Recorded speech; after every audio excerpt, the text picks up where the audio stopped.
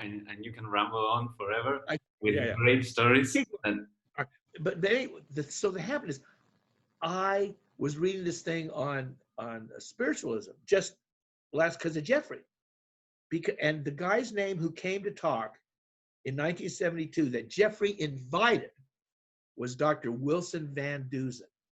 All right, this is 72 or 73.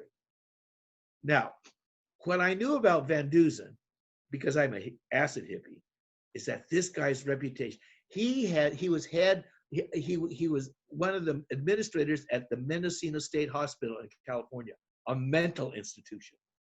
All right, and the talk was that Van Deusen used to take acid and walk out on the wards. All right, that's what I had heard about it.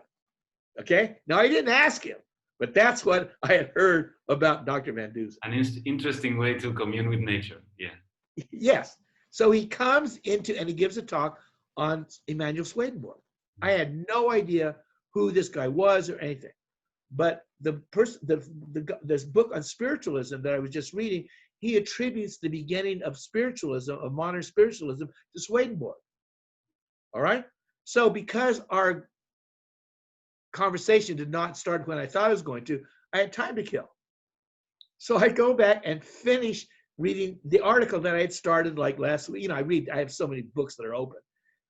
The article of Van Deusen's on Swedenborg, which was written in the early 70s. All right. And this is an old article. And Jeffrey, I talked to him about it. He said he's very familiar with it. He's read it. You know, he knows it by heart. And Swedenborg talked about good and evil and duality and how reality is constructed. And I thought, wow, that's fascinating, because in the band, we are alone in the middle. And our topic was going to touch on aloneness, the illusion of aloneness. So it may have been perfect that we didn't talk at 11. Yeah, I think, so Emanuel Swedenborg, just to refresh a little bit, he's a Swedish psychic or medium, something like that? Okay. Emanuel Swedenborg, I think he was in the 17 or 1800s. He was known as the smartest, as the most brilliant man in the West. He knew all these languages. He had discovered the ducts of the brain. He was like, he knew everything. All right. I mean, he's sort of like, he knew everything. All right. Well, he was sort of like Arthur Conan Doyle, you know, the guy who wrote the Sherlock Holmes book. Arthur Conan Doyle was a famous author in England, and he trashed his reputation by becoming involved in spiritualism. I mean, he went out on a limb and, you know, he just totally bought the whole thing and lost his agreement with the public, most of the public, right?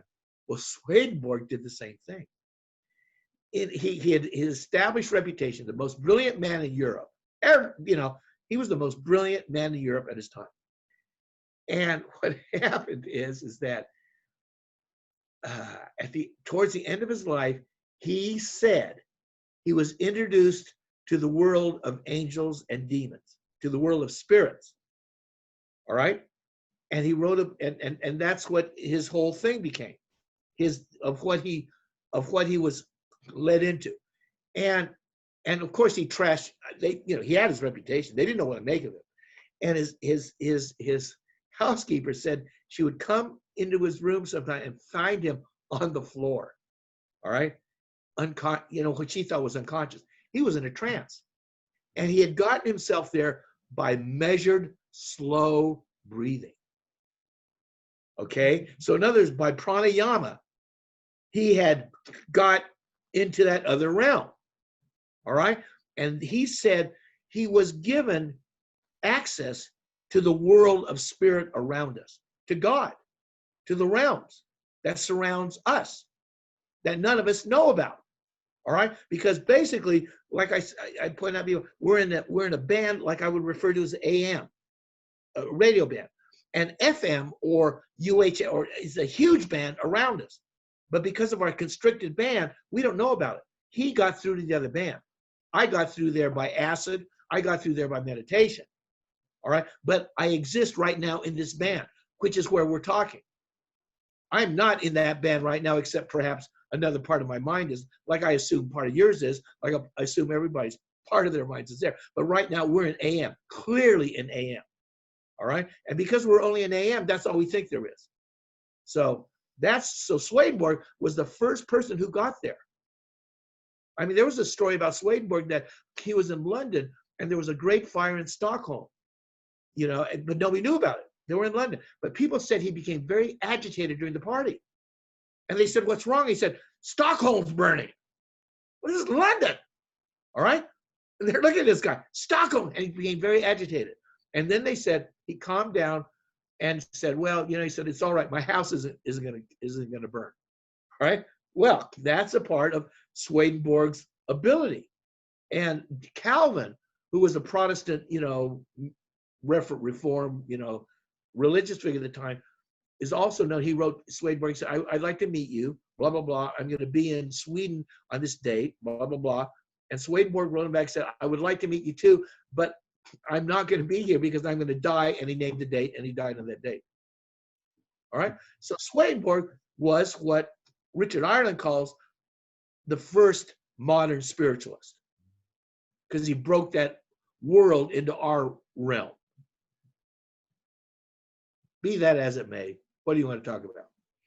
Yeah, and this guy, why do you think he's relevant to, and his experiences? What do you think they're relevant to the topic at hand that we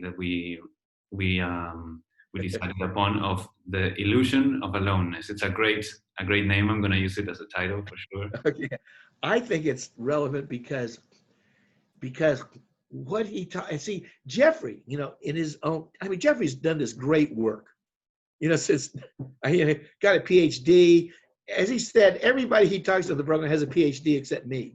He didn't say that, but basically it's the truth. All right. He's very academic, he's very scholarly, talks to all these scholarly people. All right.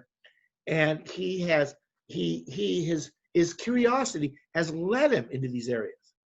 I mean, Jeffrey was aware of Swedenborg decades before I really was. Jeffrey, whether he believed spiritualism or not, was aware of its existence decades before I cared about it. All right? I mean, Jeffrey, in his own curiosity, was looking at areas that I'm much more focused. My path has only led me to where my path has led me, and it's been very focused, intense, and personal of what I'm interested for my own reasons at that time. But what I am interested in is the phenomena of who we are and what's going on. I mean, when I was a kid, Rafa, I remember I wondered, what's going on? A very simple question. I'm a kid, all right? What's going on? And I knew I didn't know, all right? I mean, something was going on. What it was, I didn't know what it was. And I remember I asked my mother, because she had this theory about what was going on called God, right? You know, she'd take us to church every Sunday. And I remember I looked at my mom, and I don't know how old I was. I said, how do you know God is real? And Rafa, this look of fear came over my mother. It wasn't going to be the last time I induced fear in her, all right? All right. When she got the call from the feds that I'd been arrested, I'm sure it was the same look. All right. But that moment, it was fear, because my mother's bedrock, the glue that held her world, that allowed her to get up in the morning and not flip out or commit suicide or go on in this world of uncertainty, was the concept she called God. And I had just called that into question. Not because I didn't know. You know, I didn't know. And what I believe, Rafa, is most people who claim to know don't know either. They're scared. And I'm saying this as one who believes and knows God is real. And I'm not putting myself above them. What I'm saying is my experiences are different than theirs. And I think most people, there was a poem I wrote when I was in prison, all right? And I'd like to, if I can do it here, I'm not sure if I can remember it. And in fact, when I met Jeffrey again in 1994, after I got out of prison, all right? I mean, last time Jeffrey saw me, I'm living on Union Street. I have all this money. He had just published his book, life is good, blah, blah, blah. And then the next time, 14 years later, I call him up and I just stumbled out of prison. He has no idea where I've been. And the reason I called him up was he's written a book, I've written a book, and I want to see if he can help me hustle my book. All right. So Jeffrey comes to see me in San Francisco, in the Scuzzy section of San Francisco. All right. And I read him one of the poems I'd written in prison. And I only read him one. I didn't say anything else, but I read him this poem. And the poem was this. I know what the prophets are saying. I know the meaning of runes. I know the mystery of ages, learned in the sands of the dunes. I've stayed in the hotels of Paris. I've slept in cold prison cells. I know what mankind calls heaven. I know what mankind calls hell. And I care not what others may think of my life, my actions, my loves, for what I have done on the plains of the earth is between you and me, is between me and you up above. You brought me back to your table. You gave me a house of my own. You gave me permission to live and to learn. You gave me the freedom to roam. Your children know not the love of your heart. Your children know not your face. They search in memories far from your light. They pray to images they put in your place. But me you guided in darkness out of the wilderness of my own thoughts. Me you showed the truth in the thickets in which I'd been caught. And now I am as free as the eagle that flies in the skies overhead. I am free, which is what you intended. Why else would you have led? We shall see what the future will bring me. We will see what for me you now have in store. I am willing to do what needs to be done, whatever you ask, whether in peace or whether in war. Your hand I see is now moving. Your words have reached my ears. Your cautions now I am heeding. I am learning to love even fear. And I treasure what once was buried by I who knew it not, the secret of all the ages, the secret which you have taught. That was a poem I read Jeffrey in 1994 in my little apartment after I had just gotten out of prison, because I'm trying to get him to hustle my book.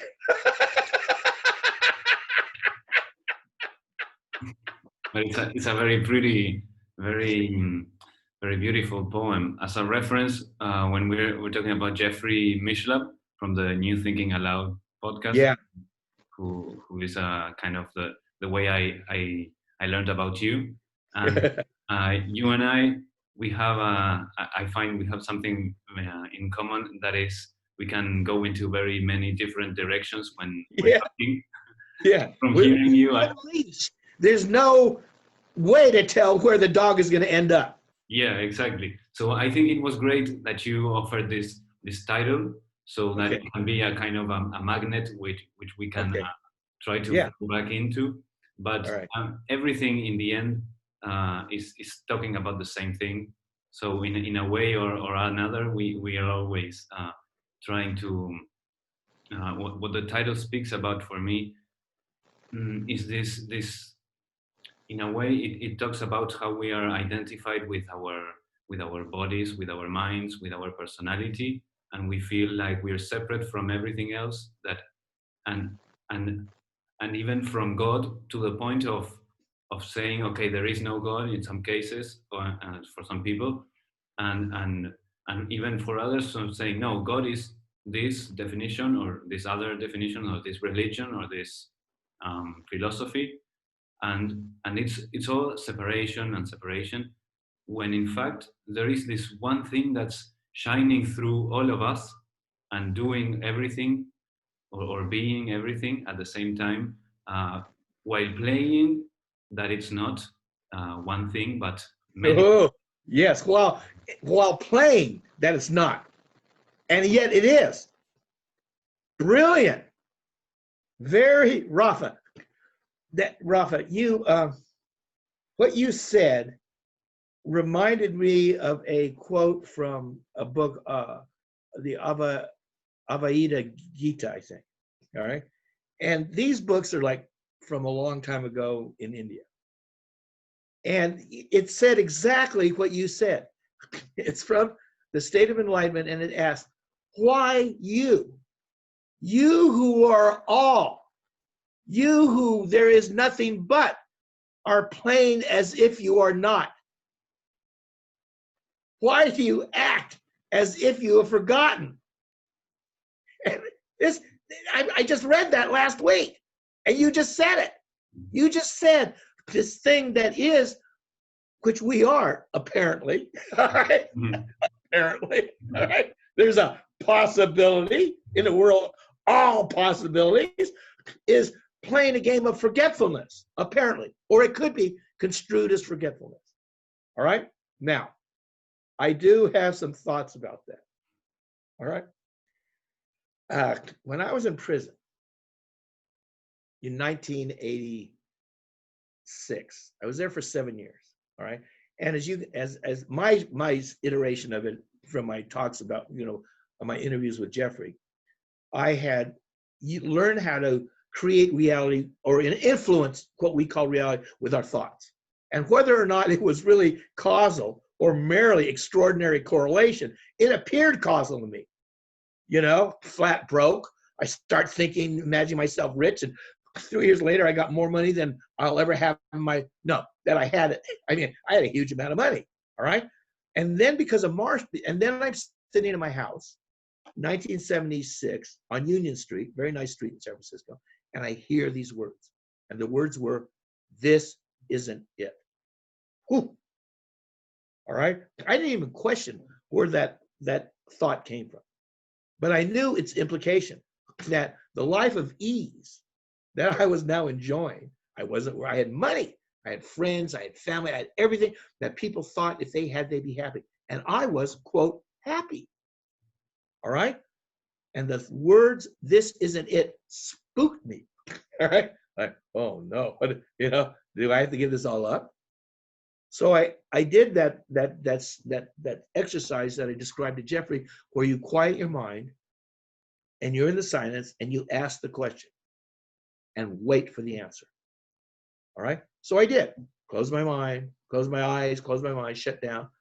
And I said, what do I really want? And this feeling of peace that was so deep swept over me. I mean, for those who don't know, being a drug dealer is not a very peaceful avocation. The phone rings, you're calm, you're driving on the street, lights come up and the police behind you because your tail light's out. And what do you think? It's not the tail light. I mean, you're living on, I had fake names. I mean, that's where I was playing. All right. So it was, and like I said, it was very curious because I didn't consider myself a person who enjoyed that. I had friends of mine who I knew loved the edge. They were pirates. All right. I told Jeffrey, I said, I thought I considered myself like an accountant trapped in the body of a pirate. All right. I mean, what the hell was I doing there? But there I was. And I think, Rafa, is I needed to go through that fear and my attempt to hold on to security to let go. I had to walk the razor's edge because of my druthers. I would never, ever get close to the edge. I would always stay in safety. I would always stay within the framework of the things that gave me comfort. That my nature was so contractive at a certain level, I would never venture beyond to other realms. And so my life's dharma was to force me, because it wasn't going to be done willingly, to force me in those areas. All right? So I sat there, I asked the question, what was it I really want? And this feeling of peace that was so stunning came over me. So I started writing affirmations about, because, by writing affirmations and goals and imagination, I had gotten rich. I mean, Marshall and I, we were both living the life. He had a Rolls Royce, he's living next to Dianne Feinstein, We're cool. We're set, Rafa, in our early 30s. Set. With what people think that means, because being set is an illusion. Man. So what I did was I thought, if affirmations of thought gave me all this, what I want, I'll write down peace. So I wrote, I am at peace. I am one with the universe. All right. I was studying metaphysics.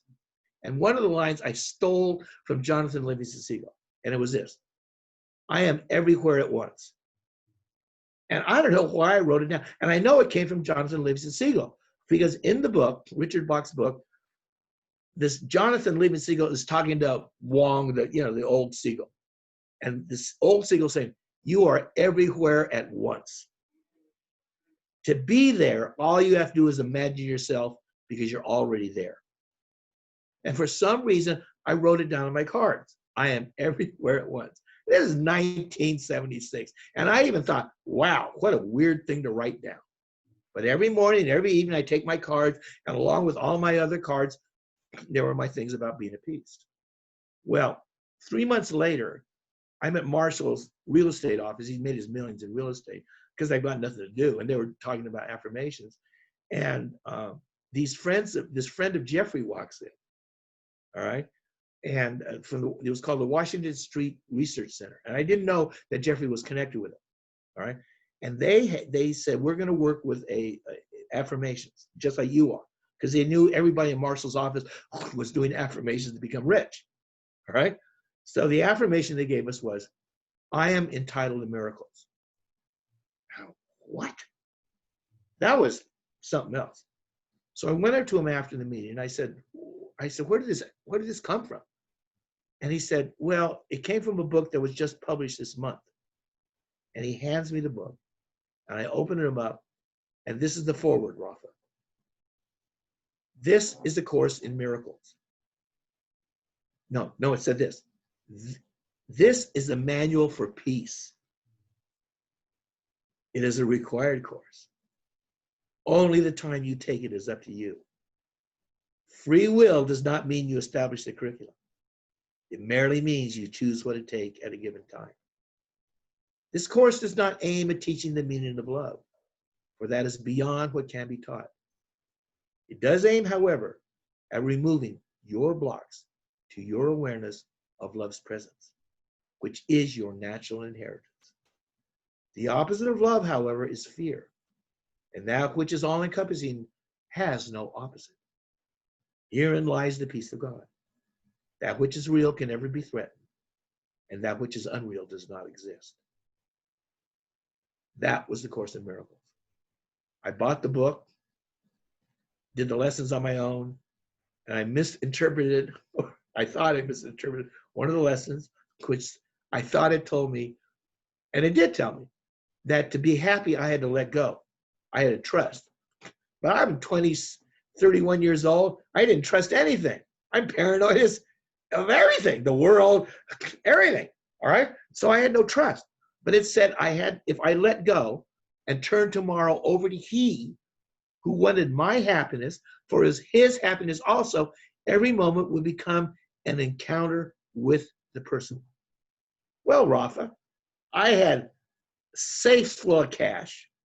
I had a Carnegie because I'm a hippie. I didn't own property because I'm a hippie, but I had everything. I was married, kids, everything. And people thought but I didn't have that encounter with God at every moment. So I thought, wow, what is it telling me to do? I think it's telling me to stop control. And the only control I had exerted was my affirmations. So I stopped every one of my affirmations except the Course in Miracles and pursued to lose every penny I had and go $250,000 in debt. Okay? That's how I learned. But anyway, I learned again because I started affirmations again. I got rich again. And then I ran into another book that said, your use of thought to create your reality is an inappropriate use of this power at this time, because at this time, much of what you learn comes through adversity. And you are using this power to keep these learning situations away from you. There goes the cue card. I stopped all my affirmations again. And a year and a half later, I ended up with a 10-year prison sentence. Exactly where I'm supposed to be. Exactly where I'm supposed to be. I served 7 years because 10 and 7. Now it's at 90. Okay. And there was a book that was channeled called The Right Use of Will. 7 volumes were channeled. I was there for 7 years. It pretty much had a large part of my attention during those 7 years. And this book, Rafa, said it came from God, from source, from it, and was telling us why the world was the way it was, why we were the way we were, and who we truly were. Now, that's a big subject, but it told it from its side of the story. All right? Now, you and I could talk about to each other and tell each other about moments on our past that caused us to look at things a different way. All right? Things in our experience. Well, this apparently was from God, or what we call God, and was telling me and us who read it about it from its point of view. How it happened, how it appeared to happen to it. All right? And it was stunning, Rafa. It was stunning. Because first of all, it said, God said, because it went back, not in the first book, it went back in the subsequent book and explained how the beginning was. Because the first book was directed at us here on this planet who he said were in trouble. We were on Earth, a very troubled planet. All right? And he said, it is going to get worse because of what's happening. And he said, I'm giving you this messages now. This is the mid-'80s, because there's not much time left for you to prepare for this. All right? Now I'm already in trouble, and now I'm reading this. Holy smokes. All right? Then one of the things he said would happen were the earth changes, just like Edgar Cayce said. Changes that I was very familiar with because I'm a hippie and I'm reading about Edgar Cayce. All right? Very familiar. And he's to a T. Japan's going to go in the ocean. North, East and West Coast are going to crash. Europe is going to be devastated. All these things. All right? But this is why he said it was happening. He said that because of us, because of who we were and what we were doing, we had limited the future to an apparent disaster. What we would believe was a disaster. All right? He said this disaster, or what we call a crisis, was not meant to punish us. But some people, we've been bad, God's going to beat the shit, we've hurt the planet, we've hurt each other, we've not kept the word, we've been poor stewards, we're going to get punished. He said, no. The universe is based on love. The universe does not punish. It is going to happen because we have caused it to happen. We're causal. All right? We're causal. We who think we're victims of a reality, personal, collective, gender-wise, racial, culture, we're victims of circumstance, are causal. But we don't know it. We don't know we're causal. Well, where did the causality happen that has caused this? Because it's not from, hey, Rafa, do you want the earth changes? Do you want COVID? Do you want this? No! Rafa, do you want to be happy? Yes. Do you want to be the love that you are? That sounds good. Do you want to shine the light that you know is coming from outside? Yes. Then why in the hell is it going to go to the state that we're approaching now? He said, because it's the way we've treated our wills. He said, reality, what we call reality, manifested reality, which we call creation. We call it reality. He calls it creation. All right? It's only a part of creation. It's the most physical, dense part of reality that exists. This reality exists on finer and finer, higher and higher levels of pure spirit, pure love, pure constant feed. But now we're here in a very limited, constrained aspect of creation. All right? And he says this, because we are creators, what we think, what we feel, and what we do has an effect, whether we know it or not. Whether we know it or not. You don't have to know or understand the illusion of paper money to be hit by what's about to happen to us. You don't have to even believe that COVID-19 is real. You may indulge yourself, it's a fake media event, to die from the thing. Our knowledge and understanding is immaterial to what is happening. All right? We don't have to understand at all. All right? For what's going to happen. He said, this is why it's happening. We, like the creation itself, are composed of two polarities. We think it's male and female. That's only one way it manifests itself. It's really more abstract than that. It's what he calls spirit and will. These are the two aspects of the Godhead, of the Creator itself, of creation. Spirit is what we call the male part, which is pure awareness. It's electrical in nature. The will is what we call the feminine.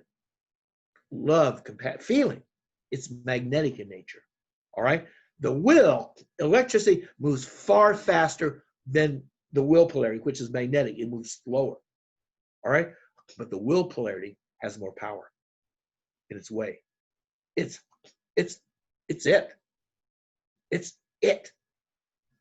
All right? Now, he said in the very beginning, and he said, I mean beginning of this creation, there was a split between the spirit and the will. All right? Now that reminds me, it goes back to the problem.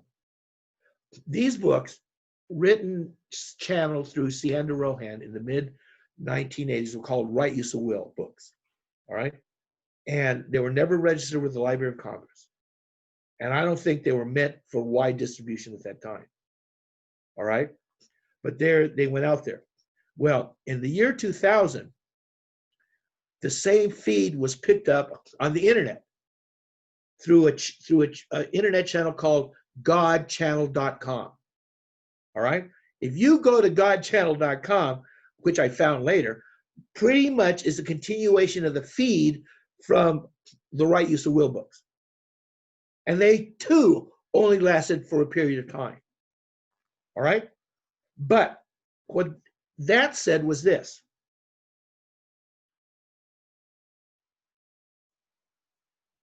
What the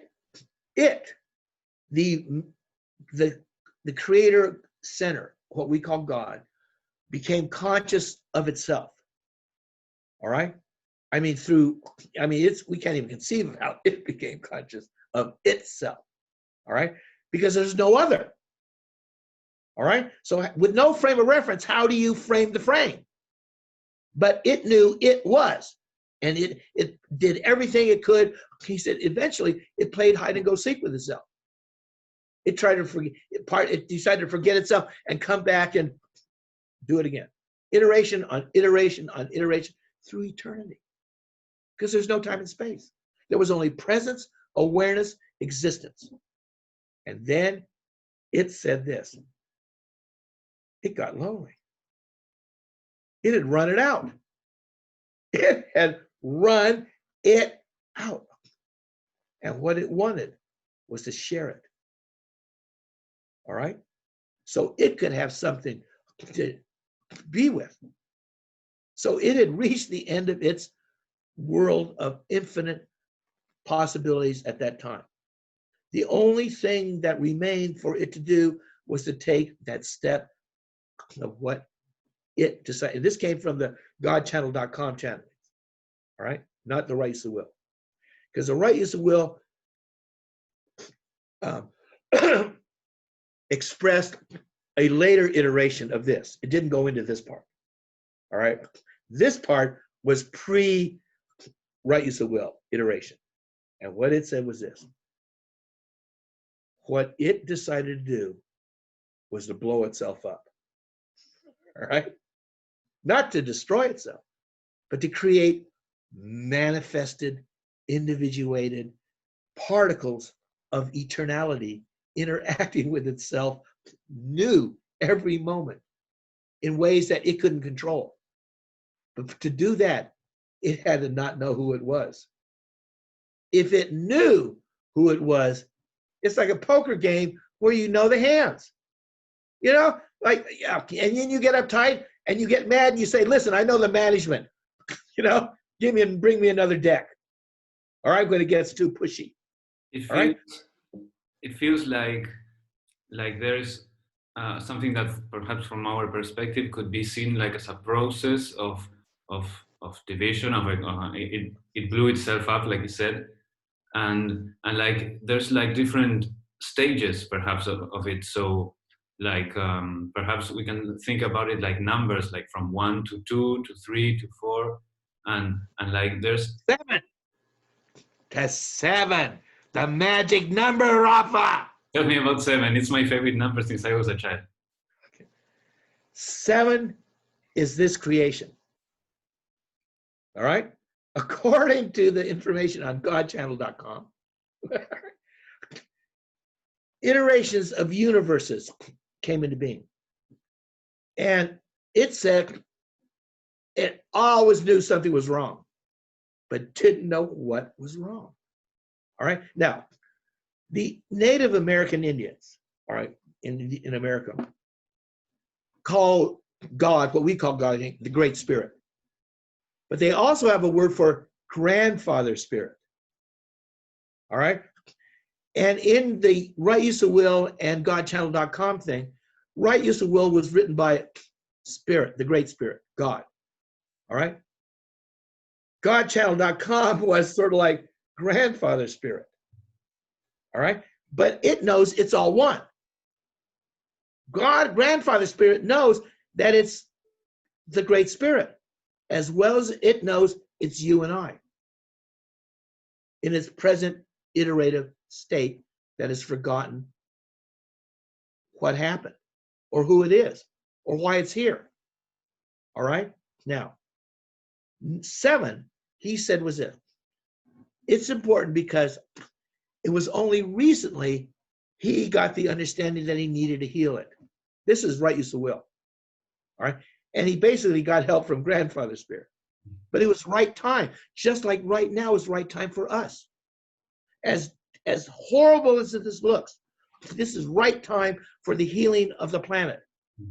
This is right time for the healing of nations, of racial, gender, of disparity, of separateness. This is right time. We had to go to the extreme limit of forgetfulness, where we thought what we forgot was true, and that what we forgot did not exist. That's right time. Number 7. 7, 7.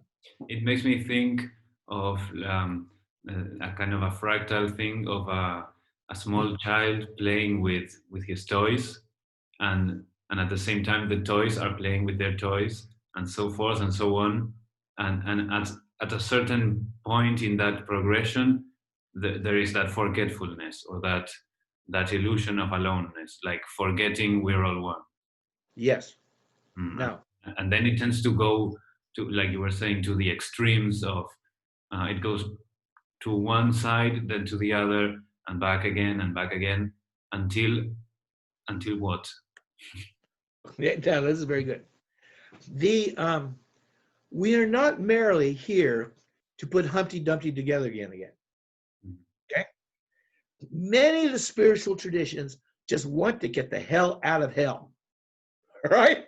Oh, this is illusion. I'm going to rise above. I'm going to get out of this body.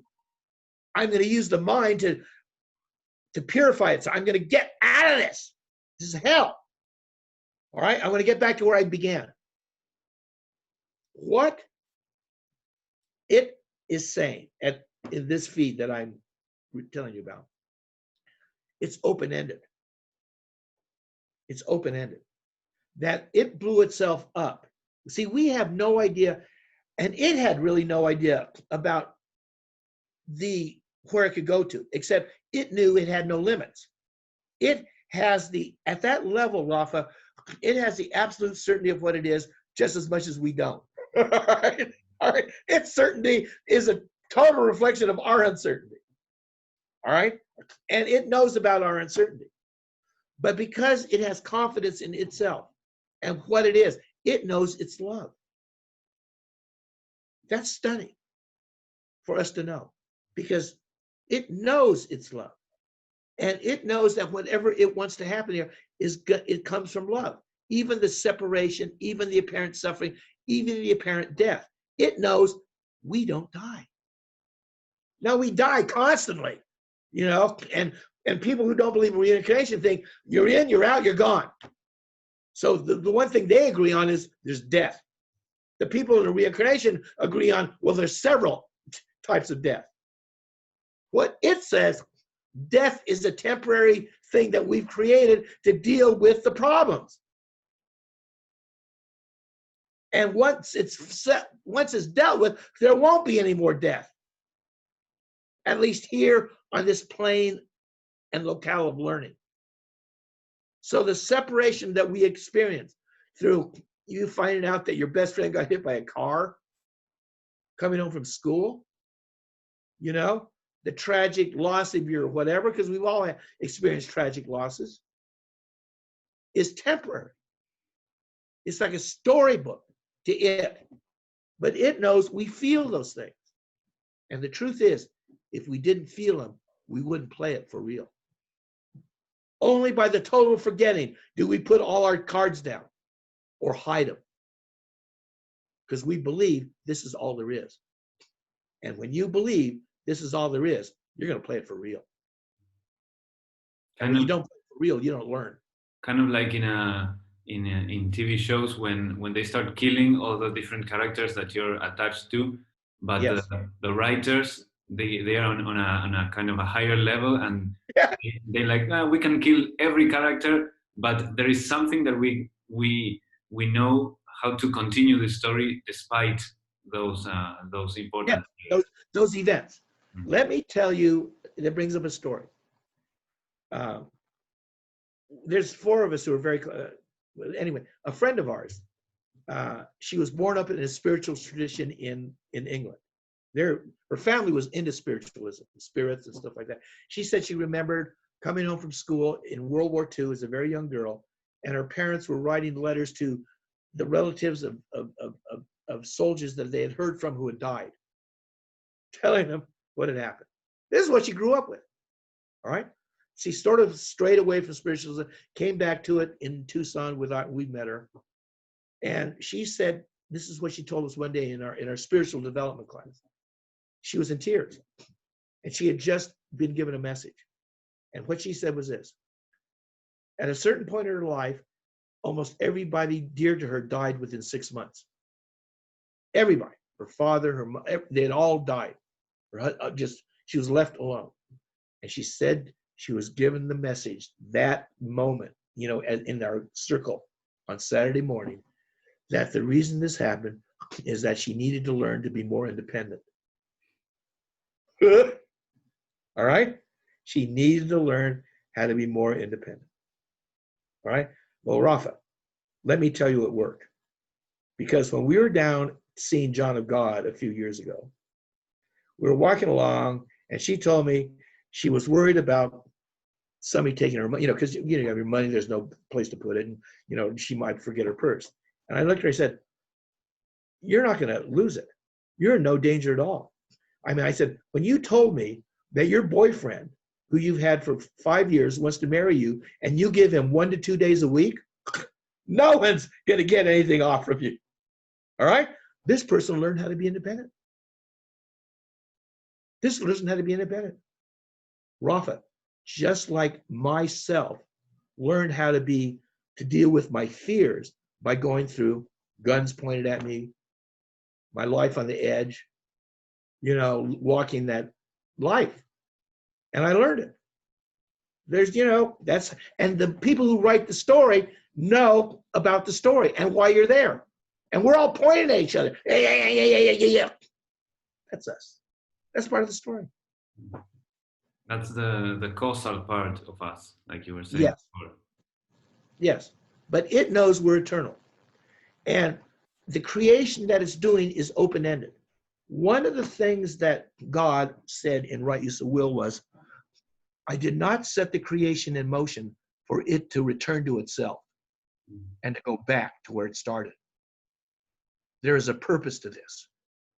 And I think the purpose is to see the expression of love manifest on the physical plane, in physical creation. He said, or it said, or she said, you as spirits on earth have chosen to express yourself in a very limited reality. This is not to say that you cannot experience all the things you want to experience in the limitations of that reality.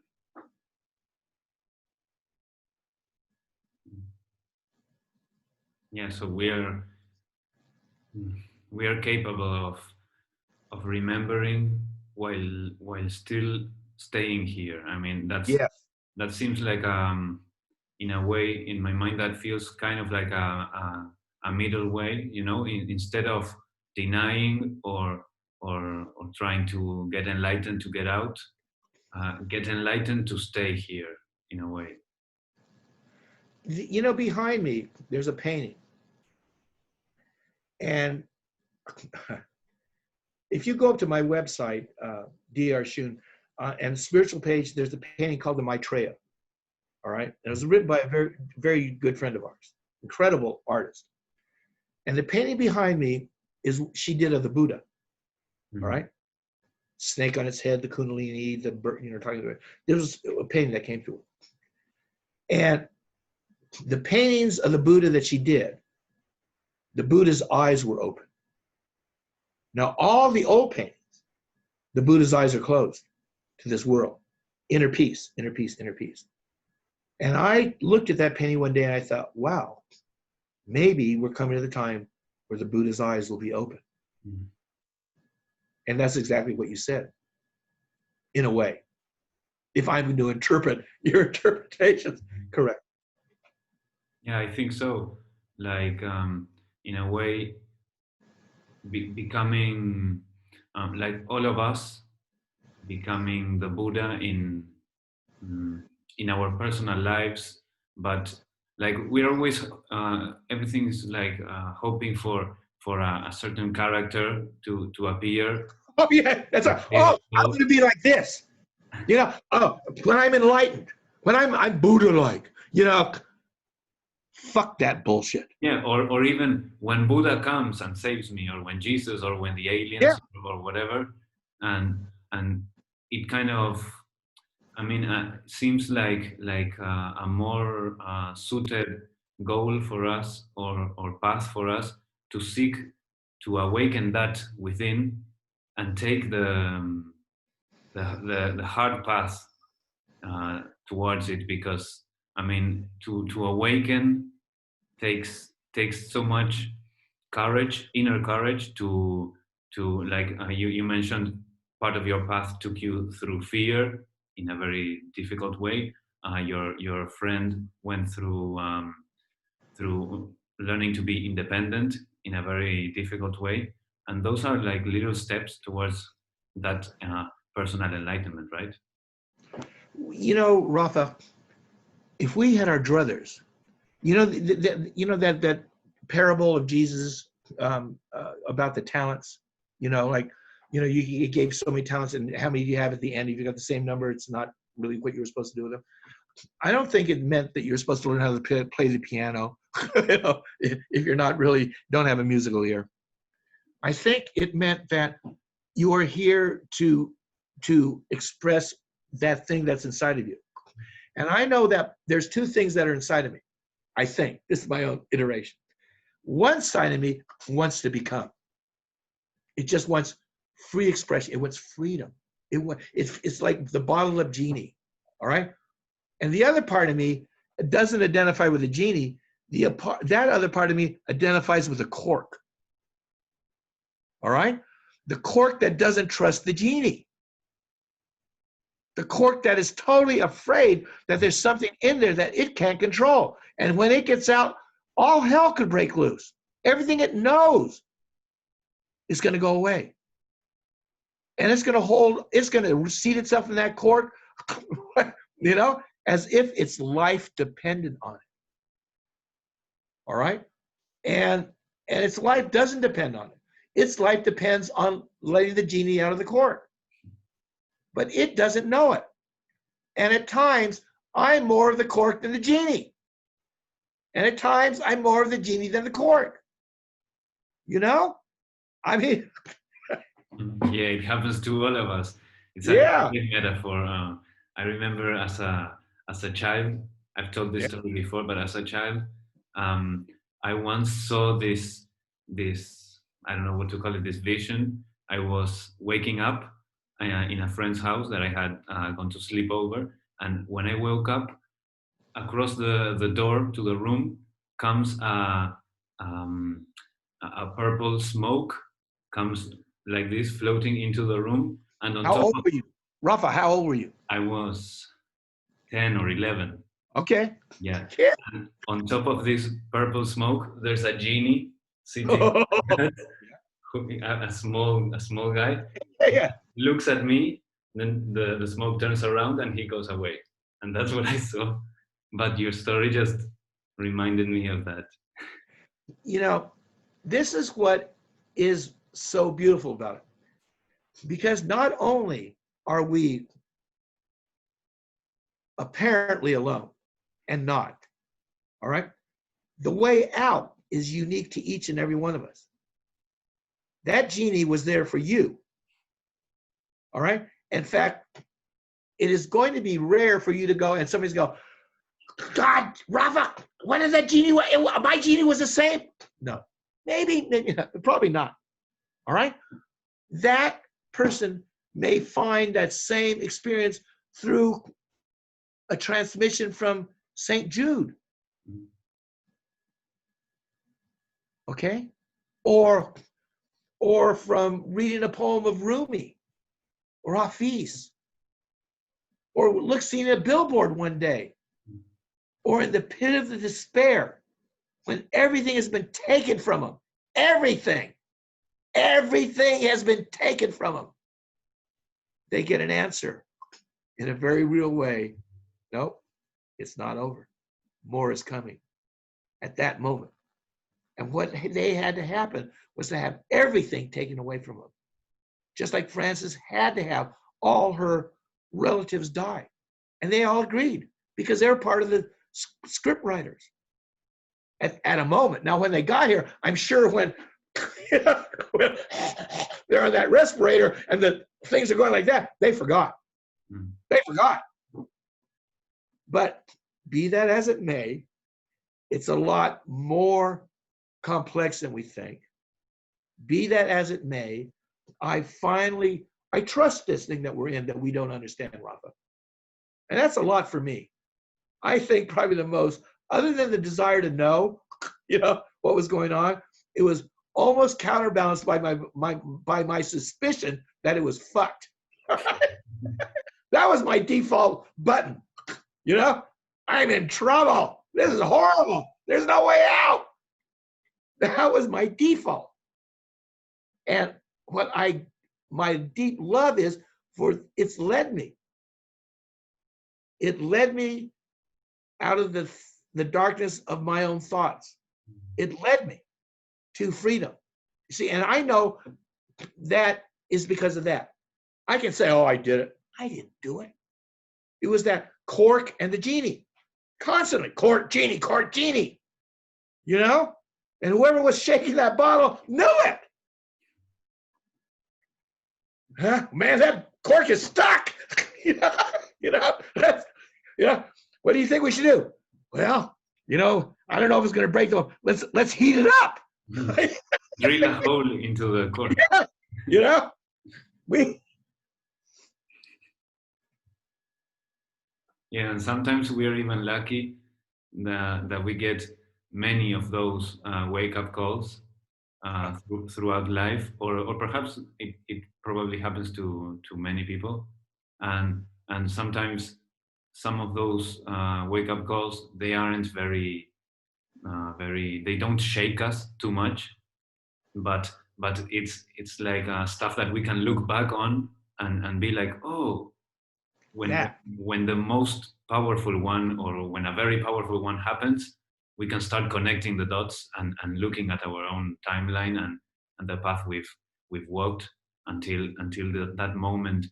And it's such a shame that God gets such a bad rep in our day to day. But God doesn't have an ego. No, he doesn't. But God can handle it.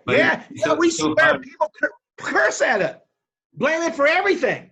Yeah, but it's so hard that that the words to express all this stuff can be so misinterpreted. But yeah, it's okay. I guess it's not the right time for these words to be Understood mhm, or expressed. mhm. One of the books that have always been with me for years is a little book. You can find it on the web called The Impersonal Life. Have you ever heard of it? I think I've heard the title. Yeah, The Impersonal Life. Beautiful little book, channeled probably around 1917. All right. And it's from it. All right. And one of the things it said was this: one of your mistakes or problems is you're trying to grow yourself. All right. He said, I know who you are.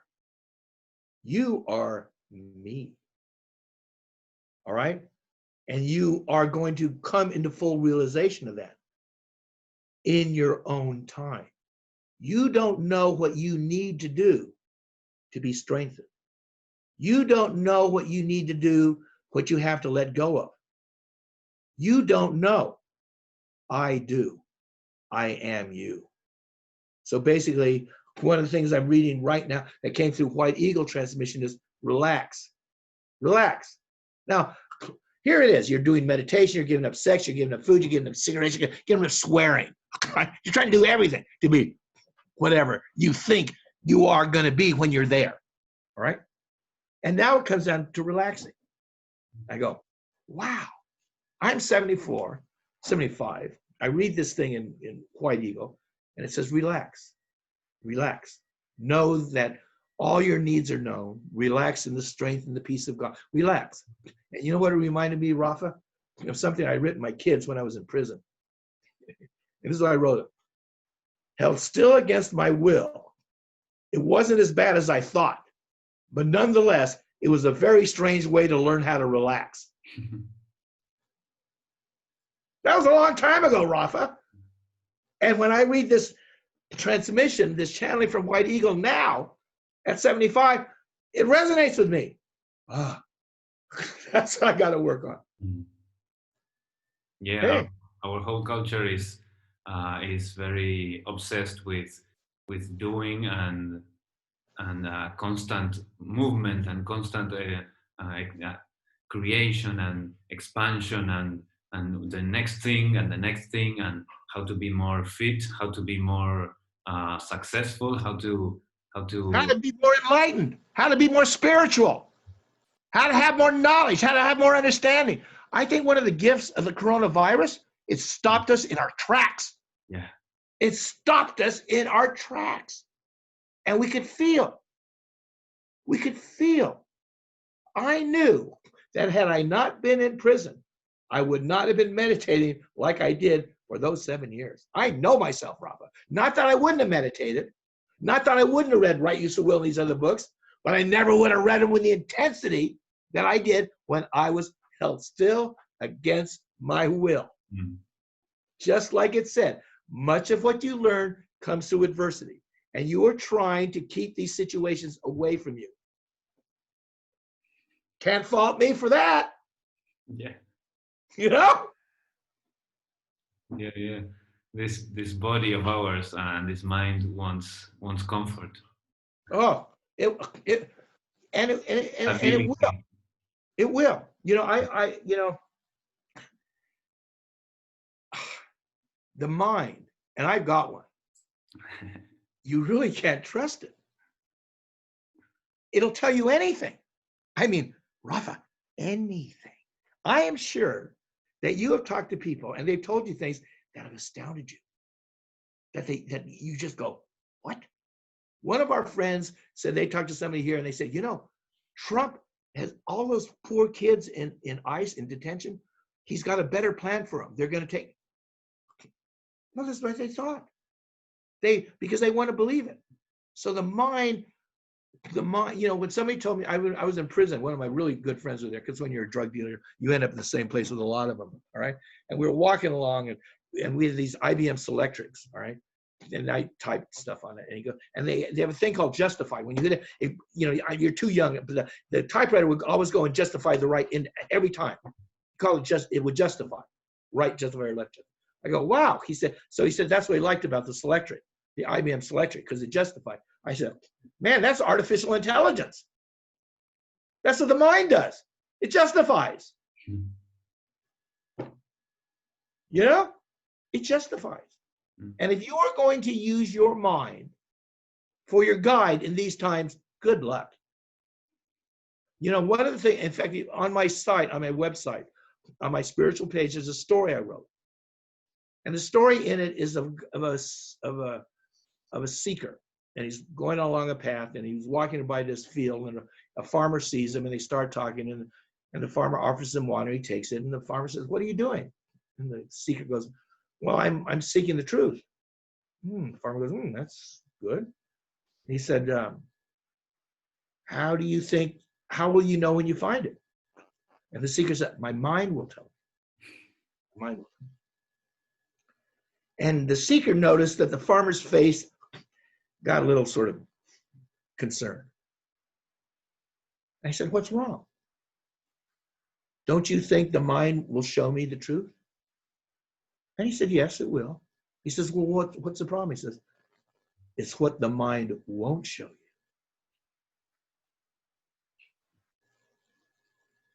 And I'm not saying put aside the mind. I'm not saying put aside discernment. It's all there, because the mind is creation. I'm not saying don't create. We can't help it. What Jeffrey talks about in our conversation, he said, "Well, Darryl, aren't you saying to be mindful?" And I said, yes. And what I think we really mean by that is we have to respect the mind for what it is. We have to respect the mind as being the very nexus of creation. There was a book that was out that was really popular years ago in the 70s called Seven Arrows, and it's native tradition, all right? And I remember one of the things it said this, Native American, it said, all the beings on the great wheel of life know their place on that great wheel, except mankind. And only mankind on that great wheel is a creator. Holy shit, Rafa. That's why it is the way it is. All beings, the birds, the snakes, the clouds, the trees, the earth, the sun, know their place on the great wheel of life, except us. That's why we feel lost. That's why we feel disconnected. That's why we have this sense of aloneness and separation. Only us doesn't know our place on the great wheel. And only we are creators. Well, this crisis that we're facing now is a resolution of those two thoughts. It's coming together. And what's going to happen is, this is what Raisa Will said, to leave you on a sense of hope, that it's going to return the earth, that God's going to return the earth to its original intention, the mother's love nest, what you call the Garden of Eden. And all those who cannot abide by caring for itself and each other, and accept their own feelings and other people, will be removed off the earth and taken to places where they continue to learn their teachings of duality. He said, this may appear to be hell to you, but let me assure you, to them it's heaven. They enjoy it. They want it. Not because it's lower, but because they need more time to learn their lessons. But he said, I'm not going to allow them to be present on earth anymore. They have taken the earth to its point of destruction. And I'm not going to allow them to do this. There are limits on free will. Because the Creator gave us, as a part of itself, free will. Absolute free will. I had a joke with a friend of mine there. They're Zoroastrians. And they've got this worldview from Zarathustra, Zoroaster. Okay? And free will is at the core of it. And they gave a talk at the temple, and brought this thing about free will. And my joke to him, I said, Dinshaw, I said, imagine God. There he is in the ethers. Here's a voice. And the voice is, they want to know about free will. There's silence. Silence. And then God answers, tell them it's a gift. And that's it. Darryl, thank you so much. This has been so great to have this opportunity to speak with you. I like the way your mind goes all over the place and at the same time stays on focus. That's great. And all the stories that you have and your experience, they've clearly nurtured your spirit, and I love your laughter as well. So thank you very much for gifting that to us. Rafa, thank you for giving me the opportunity to say these things, because relationships are an opportunity for us to be who we are with each other. And we're always different with whoever people we're with, because the relationship is different. And because we're both Aquarians, all right? We're not used to that leash, all right? Mm-hmm. But we wonder what the hell that collar is doing around our neck nonetheless. So it must have some meaning, right? I want to thank you for giving me the opportunity to just talk with you about these things today. Yeah, I loved it. Let's do it again some other time. So, Darryl, would you like to share any social links that where people can find you? You know, I really don't like being found, all right? But I do have a website called www.drschoon.com, which is basically my economic writings. And every once in a while, somebody will try and find me and want to contact me and talk to me, and I won't do it. I won't do it.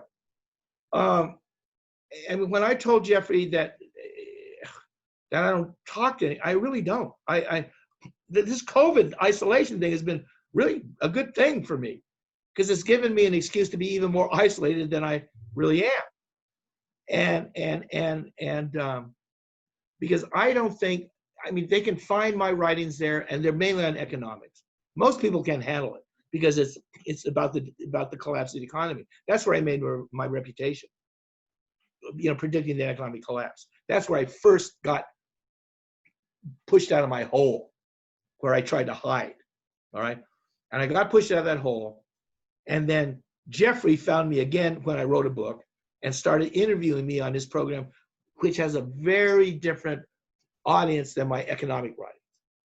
All right, I think the people that, gender-wise, the economics are mainly men, the spiritual path is mainly women. For 10 years, Martha and I would swing between extremes of, mainly women, hugging, and we'd go to these conferences where I talk on gold and guys, shit, and so I basically have remained by myself, and I come out at certain times to talk, and because of Jeffrey, I'm talking more because I found another audience, and truly it's closer to my heart than my economics thing is, and so they can go to www.drschoon and find what I've written up there, my articles and stuff like that. But I'm not looking to communicate. But say that. Well, so thank you, especially for accepting my invitation to come over. I was supposed to. Thank you. Thank you. Bye. See you. Bye.